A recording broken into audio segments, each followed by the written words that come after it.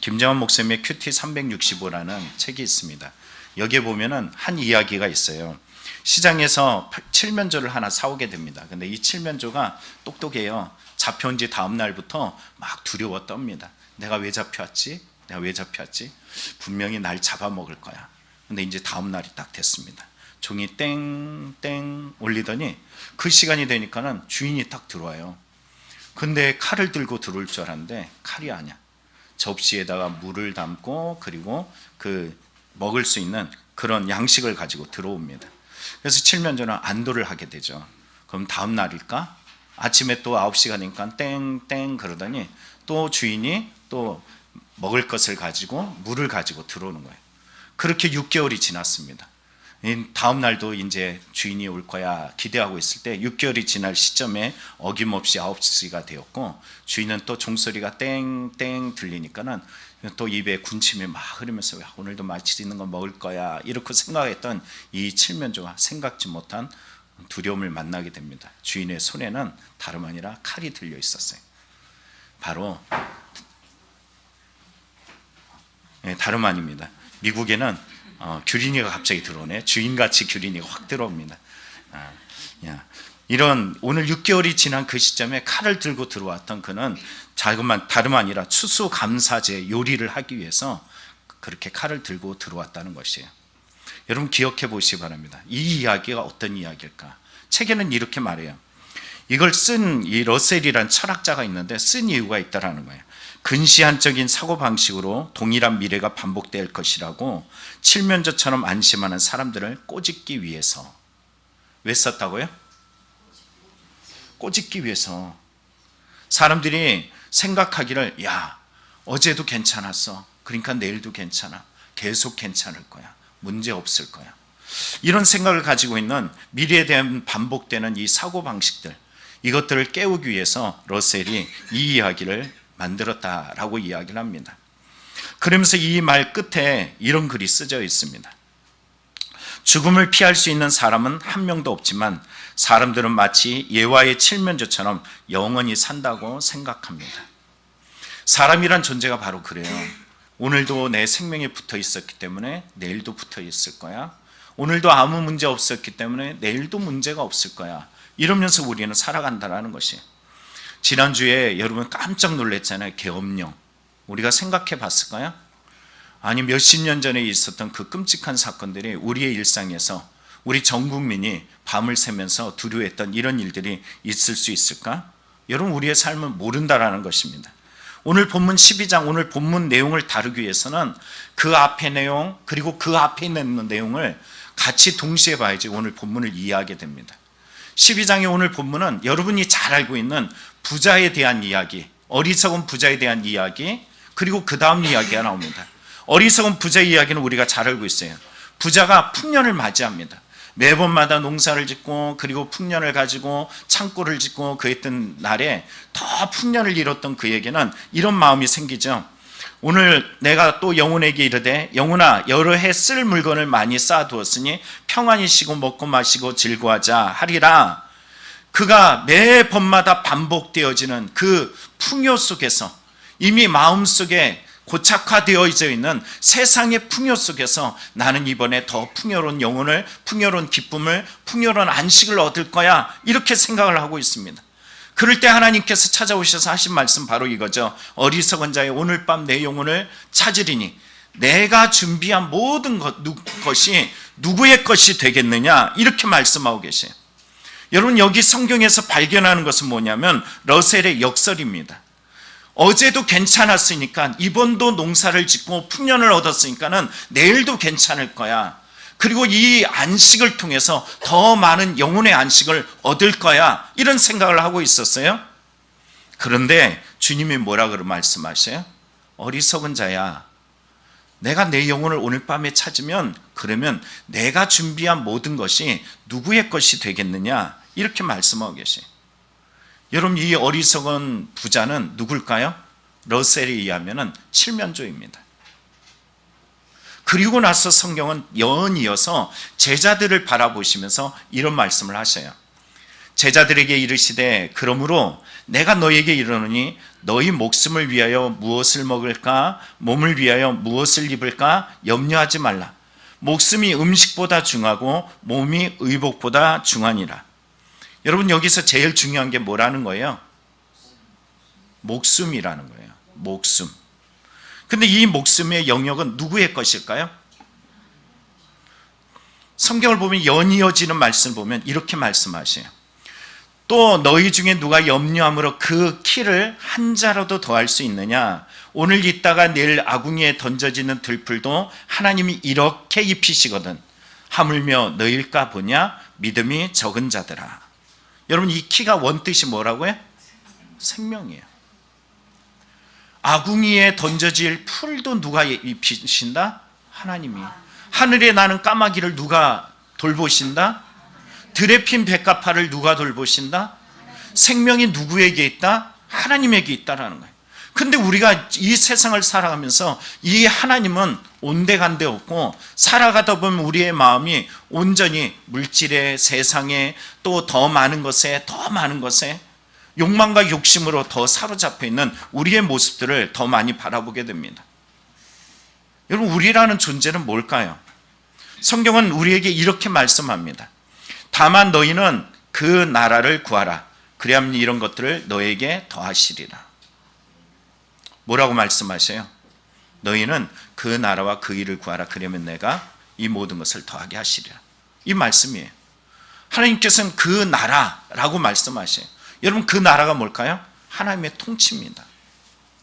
우리가 이 땅에 살아가면서 하나님의 통치 아래 있다는 것을 우리가 기억하는 것이에요. 삶 속에서 끊임없이 잊어버리는 것은 뭐냐면 하나님의 통치에 대한 이 의미들을 우리는 상실합니다. 돈이 있다 보니까 부자와 똑같이 내 영혼의 영역은 하나님의 영역이 아니라 내가 주도하는 거야. 내가 내 마음대로 할 수 있어. 그러잖아요. 여러분, 여기 올 때 여러분 마음대로 왔잖아요. 갈 때도 마음대로 가잖아요. 그런데 성경은 뭐라 그럽니까? 하나님의 통치하심 아래 있어. 너의 생명이 네 마음대로 하는 것 같지만 너의 생명이 네 마음의 것이 아니라 하나님의 영역이고 하나님의 것이야. 너의 삶의 우선순위를 살펴봐. 이렇게 말씀하고 있다는 것입니다. 기다릴 것은, 우리가 찾을 것은, 더 준비할 것은 부유함이 아니라 하나님에 대한 믿음이라는 것입니다. 지난주에 어떤 한 분이 저에게 문자를 보는데 문자를 보면서 참 은혜가 됐어요. 이런 내용이에요. 그분이 사람의 생명을 이제 움직이고 있는 분인데 이런 내용이에요. 왜 행복하고 행복하지 않느냐라는 그 기준에 대한 글이었어요. 사람이라는 존재가 오늘 1을 내려놓으면 4에서 행복할 수 있는데 사람이란 존재는 5를 바라보면서 불행해 한다는 거예요. 그리고선 죽음에 미쳤을 때 그때서야 비로소 그거라도 있었으면, 4라도 있었으면, 아니야 3이라도 있었으면, 아니야 1이라도 있었으면, 이런다는 거죠. 여러분의 삶의 지금 현실이란 존재를 보면요, 오늘 하나님께서 이미 어떤 사람 1에 1달란트, 어떤 사람은 2달란트, 어떤 사람은 5달란트 주셨어요. 근데 그것에 만족하지 못하고 우리는 더 불평하고 원망하고 좌절합니다. 다른 사람을 보면서 더 행복을 찾다 보면 이미 나에게 주어진 행복을 잃어버리면서 불평하고 원망한다, 이런 내용을 다뤘더라고요. 여러분 어떻습니까? 행복하세요? 다시 물어볼까요? 행복하세요? 그럼 불행하세요? 왜 불행할까요? 우리의 불행과 행복에는 하나님의 통치가 있느냐 없느냐라는 것만 남아 있습니다. 어리석은 부자처럼 오늘 여러분의 인생의 밥상이 그동안 살아왔던 방식들이 있잖아요. 사람들이 보여줬던 방식이 있잖아요. 아무 문제 없었거든. 농사 지을 때 풍년이 오기도 하고 흉년이 오고 내 나름대로 창고를 지어서 그를 대비하면서 문제가 하나도 없었어요. 근데 어느 날 대박 났단 말이에요. 풍년을 맞이하게 됐어요. 그러면 우리의 마음이 어떻게 되냐면 이 풍년으로 말미암아 착각하는 것이 있어요. 내가 인생을 주도해. 내가 인생을 내 마음대로 해. 그러나 러셀의 이 법칙을 한번 생각해 보시기 바랍니다. 이 역설은 칠면조와 똑같은 인생사에서 우리를 깨우고 있다는 것입니다. 그리고 본문은 이 부자 이야기를 지나서, 그리고 더 지나서, 그리고 오늘 본문에 이르게 됩니다. 이런 배경 속에 오늘 본문이 주어진 거예요. 자, 이 본문을 보면 12장 35절에 이렇게 말합니다. 허리에 띠를 띠고 등불을 켜고 서 있으라. 허리에 띠를 띠고 등불을 켜고 서 있으라. 얼마 전에 우리 박 권사님이 찬양을 하나 딱 틀어놓더니 그러더니 눈시울이 막 젖어 있어요. 안타깝고 막 안타깝고 해. 뭐냐면은 어떤 사람이 그 밑에다 글을 썼어요. 내 아이가 죽었어요. 내 아이는 15세밖에 되지 않아요. 여러분, 인생이 15세인데 하나님이 데려갈 수도 있어요. 눈에 넣어도 아프지 않잖아요. 우리 딸은 벌써 18세인데 분명한 것은 어느 날 몰라요. 인생이라는 것은 모릅니다. 그러면 그러한 인생에 하나님의 생명이 너의 주인 것이야. 근데 그분이 다시 오실 것이야. 그분이 이 땅에 오셔. 그리고 어느 누군지 특정 인물인지 모르지만 누굴 데려가. 여러분, 그럴 때 우리가 맞이할 것이 있어요. 주님은 반드시 오신다. 그럼 네가 뭘 준비해야 돼? 이게 바로 12장 35절에 주신 말씀입니다. 너는 무엇을 기다려야 돼? 우리 주님이 다시 오실 것이기 때문에 주님을 기다려야 돼. 그러면 그 주님을 어떻게 기다릴래? 그 말씀이 바로 12장 35절에 이렇게 말해요. 허리에 띠를 띠고 등불을 켜고 서 있으라. 다른 말로 얘기하면 정신 차려라, 이 말입니다. 먼저 허리를 띠다라는 말을 보면요, 이미 띠가 내 허리에 메어져 있습니다. 당시 시대 사람들은 옷을 통으로 입었어요. 외옷, 겉옷을 통으로 길게 늘어졌어요. 그러다 보니까 어떤 일을 하기 위해서 또는 전쟁에 나팔이 부는 소리가 들려 있으면 도망가거나 아니면 전쟁을 치르기 위해서 가장 먼저 해야 될 것은 뭐냐면 허리띠를 띠는 거예요. 그래야지 달려갈 수 있고 이길 수 있고 일을 할 수 있고 무엇인가 가능하게 됩니다. 이러한 것을 말하면서 허리를 띠라라는 말은 다름 아니라 나태해지지 말아라, 열심히 깨어 있어라, 너 방심하지 마라, 누가 될지 몰라, 언제 주님이 데려갈지 몰라, 이런 말씀을 하는 거예요. 저는 이상하게 의사한테만 가면 의사 선생님이 저한테 꼭 얘기해요. 목사님, 60세 넘을 게 어렵겠어요. 아니, 한 번도 아니고 갈 때마다 그 얘기를 해요. 얼마 못 살 것 같아요. 아주 상당히 기분 나빠요. 그런데 여러분, 깨워져. 이 이야기를 통해서 깨어나요. 내가 그러면은 하나님 앞에 어떻게 살지? 정말로 내가 곧 몇 년 후에 하나님이 갑자기 데려가면은 어떻게 살아야 되지? 나를 깨운단 말이에요. 오늘 성경도 마찬가지예요. 허리를 띠고 정신 차려, 방심하지 마. 그동안에 몇 세 동안 지금까지 살아왔으니까 아무 일 없기 때문에 문제 없어 생각하지 말고 정신 차려야 돼, 이렇게 말합니다. 우리는 지금까지 살아왔던 삶 속에 문제가 없었기 때문에 괜찮을 거야, 아니면 또 고비를 넘었기 때문에 문제 없을 거야 그러는데, 여러분, 사단이 그걸 공격하는 거예요. 그냥 안일하게 만들어요. 정말로 우리의 삶 속에 끊임없이 칠면조처럼 6개월 동안 문제 없었기 때문에 그 6개월 시점에도 다음날 문제 없을 거야. 9시가 울리는 그때쯤에 주인은 여전히 곡식을 가지고 물을 가지고 나를 배부르게 만들어 줄 거야, 이런 착각을 합니다. 그런데 그렇게 깨어나지 못하는 행위가 바로 사단이 하는 행위예요. 성경에 보면 에베소서 2장에 이렇게 말씀합니다. 마귀에게 틈을 주지 말라. 마귀는 어디를 트고 들어올까요? 틈을 트고 들어오기 때문입니다. 우리의 틈을 발견해요. 창세기 3장에 보면 이 틈이 나옵니다. 어떤 틈일까 보겠습니다. 뱀이 여호와의 하나님이 지으신 들짐 중에 가장 강교한 자라, 옛뱀이라 그래요. 마귀라고 이야기합니다. 이 뱀 마귀가 하나님의 사람 하와에게 찾아와가지고 이렇게 말해요. 하나님이 참으로 너에게 동산나무 모든 나무의 열매를 먹지 말라 하더냐, 이렇게 물어요. 틈을 발견했기 때문에 물어보는 거예요. 저는 여기서 하나 더 질문을 만들어 봤어요. 예수만 구원을 얻어? 예수만 행복해? 예수면 다야? 이런 질문을 한번 던져볼 수 있어요. 그런데 우리가 발견하는 이곳에 뱀이 뭐라고 이야기하냐면은 이 질문 속에 하와가 대답한 내용이에요. 이렇게 말하죠. 여자가 뱀에게 말하되 동산나무 열매를 먹을 수 있으나, 여자가 말해 뱀에게, 동산나무의 열매를 우리가 먹을 수 있으나 동산 중앙에 있는 나무의 열매는 하나님의 말씀에 너희는 먹지도 말고 만지지도 말라, 너희가 죽을까 하노라. 여러분, 의심이 있어요, 없어요? 그렇죠? 예수로만 구원받아 라고 이야기할 때, 아니, 난 돈도 있어야 되고 명예도 있어야 되고 권력도 있어야 되고 좋은 집도 있어야 되고 세상에 그것이 있어야지 진짜 구원받는 거지, 어떻게 예수만 그게 구원을 말할 수 있어? 여러분, 한국의 복음이 망가진 이유가 뭔지 아시죠? 기복신앙 알죠? 예수로만이 아니라 다른 것들이 있어야 돼. 세상적인 것도 똑같이 갖추어지고 그 위에 예수의 신앙이 있다라고 말하는 거지, 너 세상 속에서 부유하지 못하고 인생에 장애 있고 고통 있고 문제 있고 아픔이 있으면, 그리고 너가 완전하게 치르지 못하는 것은 네가 온전히 예수를 믿지 못하기 때문이야, 이렇게 말합니다. 사단이 요백의 그를 미혹했던 방식으로 똑같이 우리의 행복들, 우리의 감사들을 빼앗습니다. 우리가 그렇게 할지라도 내 안에 예수가 있어. 난 예수가 있어. 아멘. 예수에 대한 분명한 믿음이 있어. 절대 빼앗기지 않아. 이런 믿음만 있으면 되는데요, 우리는 조금만 아프고 조금만 염려되고 조금만 두려우면 우리의 구원의 문제, 내가 이런 나를 구원받을 수 있을까? 나는 죽는 거 아니야? 나는 이러다가 좀 큰 문제가 돼가지고 어떻게 죽어지고 이제 지옥에 떨어지는 거 아니야?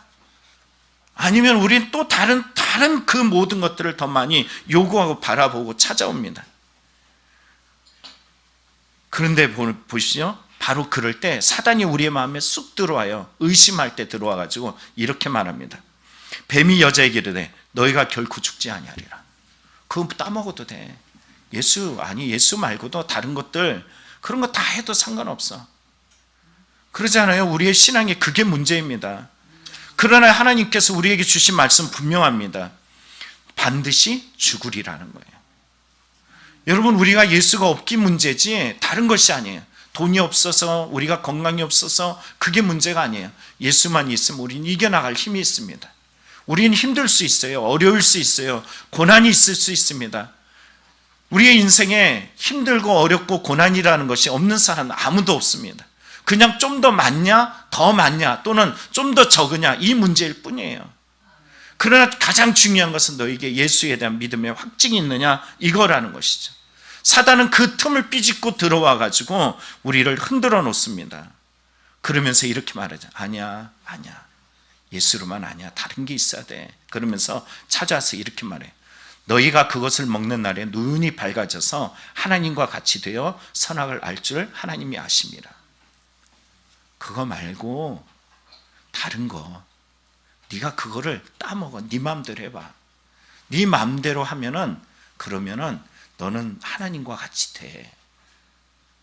우리는 어리석은 부자와 똑같이 그런 마음을 가져요. 세상의 것을 내 마음대로 다 가지는 순간에, 내 영혼아, 오늘 밤 내 영혼을 취하리라라는 말씀 말고요, 오늘 창고를 더 짓고 더 지어서, 내 영혼아 평안하자. 평안의 영역이 하나님의 영역인데 그것마저도 자기의 것으로 만들어버립니다. 베드로서는 보면은 이런 우리들에게 던져주는 말씀이 있습니다. 이렇게 말합니다. 그러므로 너희 마음에 허리를 동이라. 그리고 근신하라. 예수 그리스도께서 나타나실 때 너희에게 가져달 은혜를 온전히 바래라. 허리를 동이라고 이야기해요. 여러분, 허리를 동이시기 바랍니다. 준비하시기 바라요. 주님이 언제 오실지 모릅니다. 그 주님이 언제 와서 우리를 데려갈지 몰라요. 성탄절이 오는 이때 우리가 왜 대강절, 왜 그래요? 기다리라는 거예요. 주님이 오신다는 거예요. 매번 성탄이 왔기 때문에 이번에도 성탄절이 똑같이 오겠지. 우리는 이번에 계엄령을 통해서 알았잖아요. 성탄절이 아주 슬프고 수많은 사상자가 나고, 그리고 수많은 고통이 우리에게 올 수 있었겠구나. 성공했어 봐요. 지금도 엄청난 나라에 이 성공하지 못했음에도 불구하고 환율은 급등하고 경제는 흔들리고 전 세계 사람들이 한국을 여행하던 사람이 여행을 취소하고 겨우겨우 살았던 이 한국의 경제적인 이런 모든 것들이 하루아침에 완전히 바뀌어가지고 한국의 민주주의가 이상하게 지금 세상 사람들에게 비춰지고, 미국 정부는 한국을 신뢰하지 못하겠다고 말하는 이런 현실에 놓여 있습니다. 베드로전서 5장에 이렇게 말합니다. 근신하라, 깨어라. 너희 대적 마귀가 우는 사자같이 두루 다닐 삼킬 자를 찾나니. 여러분, 여러분의 보물은 어디 있습니까? 예전에 어느 나라 보니까는요, 집에 돈으로 도배를 하더라고요. 왜 그랬을까요? 돈이 많아서 돈의 가치가 떨어져서요. 아르헨티나도 우리나라처럼 잘 살았다가 바닥을 칩니다. 한국 어떤 유튜버가 아르헨티나에서 여행을 하는데 정말로 헐값이더라고요. 그들은 얼마 되지 못하는 월급 가지고 하루하루 살아가는 것이 버거워서 엄청 힘들어요. 하지만 그 도시에 딱 가보면은 옛날에 그 부함이 그대로 남아 있어요. 그곳에서 허덕이면서 살아가는 아르헨티나 사람들을 보면서 야, 우리도 어느 날 갑자기 우리가 모았던, 우리가 애쓰고 수고했던 모든 것들이 하루아침에 저 바닥으로 떨어질 수 있겠구나, 이런 생각이 들었습니다. 여러분, 보물이 어디 있습니까? 성경은 우리에게 이렇게 물어요. 너희의 보물이 있는 곳에 너의 마음도 있으리라. 여러분의 마음의 보물은 어디 있습니까? 그러면서 오늘 두 번째 이렇게 말하죠. 등불을 켜라. 등불을 켜라. 오늘 등불을 계속 켜라, 이렇게 말합니다. 주인을 영접하기 위해서 정신 차리라는 말이 이 말도요. 제가 20년 전에 청년 사역을 할 때요, 청년들을 데리고 우리 교회 성도님, 그때 당시 이제 성도님 한 분의 권사님이 양평에 거기에 별장을 가지고 있었어요. 제가 몇몇 성도님들에게 예전에도 얘기했던 것 같은데, 이 별장을 가지고 있는데 권사님 별장 좀 빌려주세요, 우리 청년들 좀 데리고 갔다 오게 해요. 그랬더니 별장을 아주 흔쾌히 빌려주시더라고요. 갔더니 권사님이 계셔요. 근데 권사님이 그런 얘기를 해요. 얼마 전에 그 별장에 정말 옆에 화려한 별장들 많아요. 이분도 별장이 화려한데 별장이 많은데 다 도둑 맞았다는 거예요. 근데 이분만, 어떤 시스템도 아무것도 없는데 이분만 도둑을 맞지 않았어요. 이유가 뭐냐면 다름 아니라 매일 불 켜놓고 극동방송 틀어놓기. 놀랍지 않아요? 당시에 했던 그런 시스템이 있었어요. 방범 시스템이. 다 도둑 맞았다는 거예요. 근데 이분은 매일 불 켜놓고 밤마다 그리고 극동방송을 틀어놨다는 거예요. 그랬더니 도둑이 안 왔다는 거예요. 우리도 기억해야 될 것이 있습니다. 밤에 도둑이 불을 싫어해요. 어둠은 불을 싫어합니다. 우리에게 말씀하시는 것도 야, 불 켜놔, 그리고 기다려, 이렇게 말해요. 왜냐하면 불을 켜놓는 이유는 하루만 불 켜는 게 아니라 계속 켜는 이유가 있습니다. 성경이 이렇게 말하죠.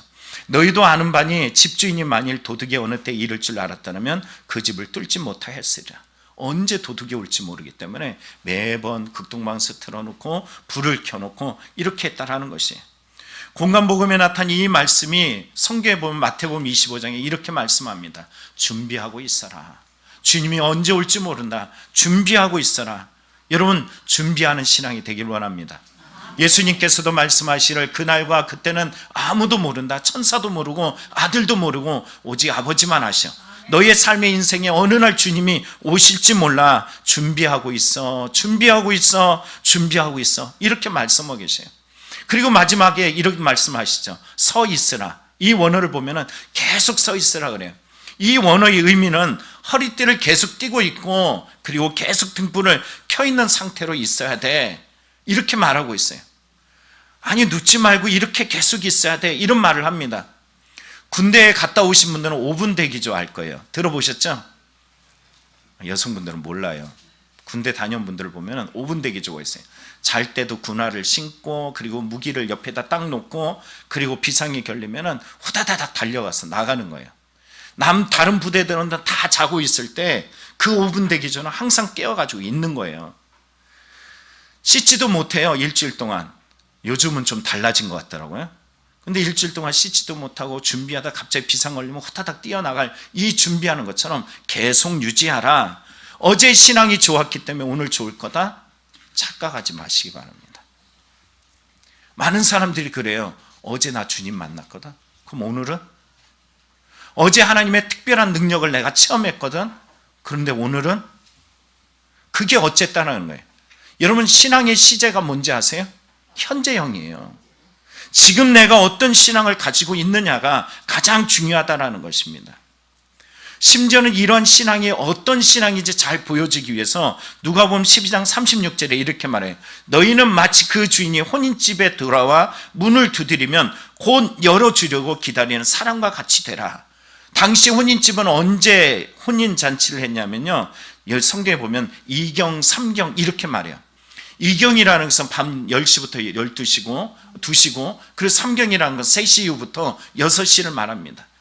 아주 밤늦은 시간, 새벽에 어느 날 갑작스럽게 주인이 옵니다. 왜냐하면 혼인잔치를 밤에 했기 때문이에요. 마태복음 25장에 보면 혼인잔치를 말하는데 10처녀 중에 5처녀가 기름을 준비하고 딱 깨어있음을 통해서 신랑을 맞이하고, 나머지 5처녀는 문이 딱 닫혀가지고 들어가지 못하는 이러한 당시 시대의 환경을 보여주기도 합니다. 계속 불을 켜고 계속 정신을 차리고 계속 마음을 다해서 언제 오실지 모를 그 주님을 맞이해라, 이렇게 말합니다. 그런데 이 말이 들려오지 않는 사람들, 이것을 생각하지 않는 사람들의 행동 요소에 대해서 성경은 고발하고 있습니다. 뭐냐면 이거예요. 만일 그 종이 마음에 생각하기를, 종이 마음에 생각해요. 주인은 더디 올 거야. 그러면은 자기가 주인인 척하고 자기 서열을 위로 높이면서 남녀 종들을 때리며 먹고 마시고 취하게 되면 뭐라고 이야기합니까? 주인이 안 올 거야. 더디 올 거야. 나중에 올 거야. 설마 오늘 오겠어? 안 올 거야. 그러면은 자기 향락에 빠지고 자기 권력 서열에 빠지고 세상에 종밖에 되지 못한 그 신분인데도 불구하고, 별 볼 일 없는 신분인데도 자기의 영역 안에서 왕같이 행동하는 이런 모습들을 보여줄 거야. 그러나 주인이 반드시 오서 뭐 한다고요? 그 종의 주인이 이르러서 엄히 때리고 신실하지 아니한 자를 받는 벌에 처하리니, 하나님께서 어느 날 갑자기 오셔서 그를 때리고 또한 그에게 벌을 처할 것이다, 이렇게 말합니다. 그러나 비록 이 땅에서 아무도 보고 있지 않지만 오늘도 어떻게 살까? 내가 지금 이 순간에 살아가는 믿음, 주인이 언제 오실지 모르는데 내가 이 고통과 이 괴로움과 이 문제 앞에서 오늘도 맡겨진 일을 내가 다 감당하며 살아가야 될까 하면서도 주인 오시는 그날을 바라보면서 허리띠를 띠고 불을 켜놓고 언제 주인이 오실지 몰라, 이렇게 준비했던 주인이 똑똑똑 두들기면 그 문을 급히 열어줄 이 종에게 성경은 이렇게 말합니다. 주인이 이럴 때 그 종이 그렇게 하는 것을 보면 그 종은 복이 있으리로다. 내가 참으로 너에게 이르노니 주인이 그 모든 소유를 그에게 맡기리라. 맡길 만한 종이라는 거예요. 여러분, 오늘 어쩌면 모르죠. 지금 이 순간도 우리가 그 종인지도 모릅니다. 그래서 나에게 재산도 맡겨주시고 청지기로, 그리고 오늘도 지금도 건강도 이만큼 주시고 오늘도 이만큼이라도 예배 드리게 하시고 이만큼이라도 살아가게 하시는 줄도 모릅니다. 여러분, 주님을 기다리는 믿음이 되길 간절히 축원합니다. 오늘 제목을 기다림, 이렇게 말했어요. 찬양 가수 중에 히스윌이라는 팀이 있더라고요. 이들이 기다림에 대해서 이런 말을 하더라고요. 기다린다는 건 내 힘을 푸는 것, 기다린다는 건 주님을 신뢰하는 것, 기다린다는 건 주님의 때에 주님의 뜻이 이루어지도록 내 삶을 맡기는 것. 여러분, 12월이 들었어요. 우리가 대강절로 이야기하면 25일이 얼마 남지 않았습니다. 기다리고 매년 12월 25일의 대강절은 매번 맞이합니다. 우리는 이 대강절을 맞이할 때마다 우리는 칠면조와 같은 어리석은 삶의 시간이 되면 안 됩니다. 러셀의 역설처럼 우리가 그 시간 속에 깨어서 준비하고 대강절, 대림절을 맞이한다면 어느 날 진짜 오실 그 주님 앞에 우리는 칭찬받는 믿음이 될 줄 믿습니다. 그 주님을 맞이할 수 있도록 여러분의 생명, 여러분이 주어진 지금의 모든 누리는 것들 하나님의 은혜임을 감사함으로 고백하며 깨어있는 신앙들이 되기를 간절히 축원합니다. 기도하겠습니다.